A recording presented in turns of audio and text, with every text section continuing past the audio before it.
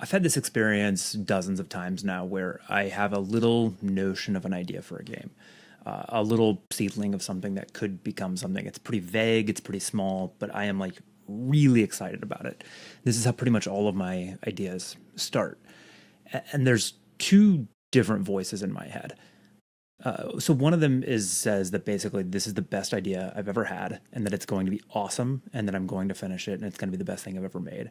And there's some part of me that genuinely believes that every single time.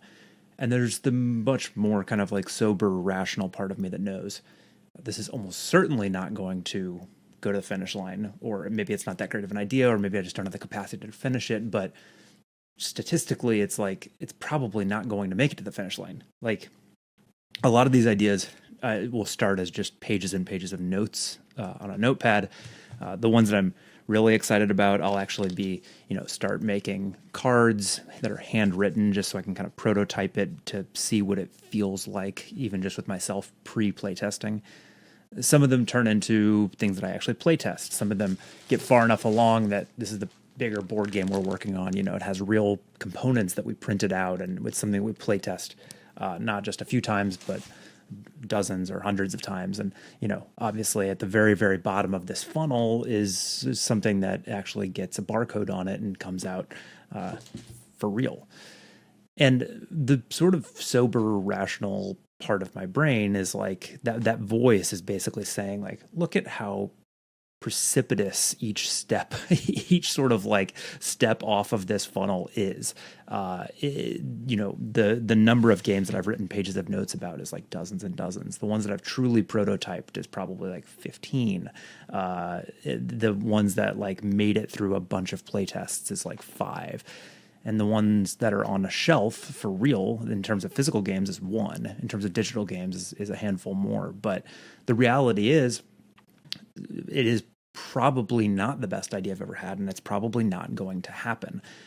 The first voice also could be true, right? The first voice has been true and has potentially been true more than once.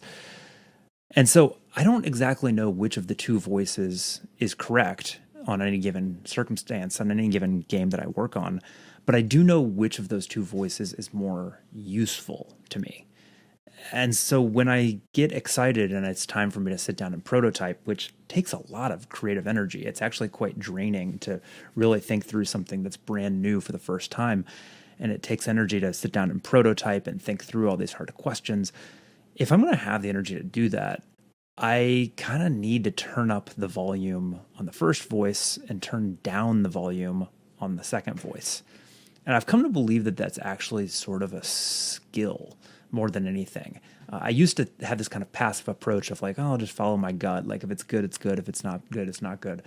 But if that voice exists for me where there's like some part of me that thinks like, man, this is such a juicy idea, at least for like 20 or 40 hours of work, I try really hard to like ramp up the volume on that and just sort of choose to believe this thing is going to work. This thing is going to be awesome, because that's the only way I'm actually going to be able to prototype to find out if that's true or not.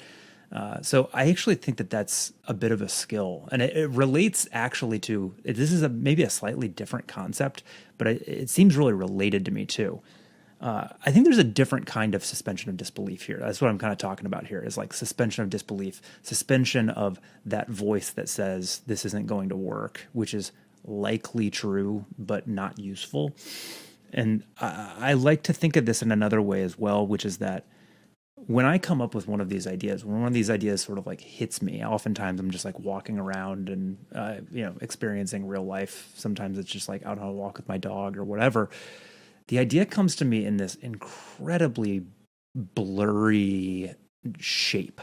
So for example, this just happened last week, and this is why I'm thinking about it. I had this notion when I was out walking my dog, and I thought, I've always had this idea that I thought it would be so cool to kind of have to lay out your cards face down in a sequence to basically determine what your turn is going to be. Here's a series of actions that you're going to take on your turn, and then have to resolve those one by one. This has been done in some ways by things like Colt Express. I'm not thrilled about how they did it, but it's this interesting idea to me that it's like, okay, we can all see what's going to happen. I can see that you're playing 5 cards. Maybe some of them are face up. I can see what you intend to do to some extent, but I don't know which specific actions you're going to do. Maybe we're talking about this. Maybe we're lying to each other or trying to cooperate with each other. And then we all resolve them at the same time. And that just feels like such a fun and exciting, rich game loop to play with. And I've wanted to do it for a while. And so I was out on a walk, and it took a little bit more shape. And I kept on pulling the thread, and it kept on taking a little bit more shape, and I kept on pulling the thread, and it was very exciting. And by the time I got home, I wanted to explain this notion of an idea to Lindsay. And the thing that I described is like so blurry, and it's missing so much like connective tissue. I'm like describing a game mechanism, but there's so much missing from it that it requires a lot of imagination to see why that shape is interesting. And for me to describe it to someone else, sometimes I really struggle to even articulate it in words, like why I see this shape out on the horizon. I really don't actually know what it is, but I promise you it's enticing. And that requires a big suspension of disbelief too. I've talked to friends of mine, even like really smart, creative friends of mine, when I'm in that phase, and I will say to them, here's like a notion of a thing. And they will ask reasonable questions because they just don't see it, right? And so they say like, okay, you have all those players playing cards, but like, what are they doing? And I'm like, oh, I don't know. They're like, well, how do you win the game? Like, what are they trying to do? What are those actions? Why are they laying out those cards? And I'm like, no, these are all completely reasonable questions. I don't know. This picture is so blurry that there's whole sections of the picture that are missing. But what I'm asking you to do is imagine with me that there is something interesting connecting those two things together. And that's good. Does that sound interesting to you? It sounds like the ravings of a madman in some ways, right?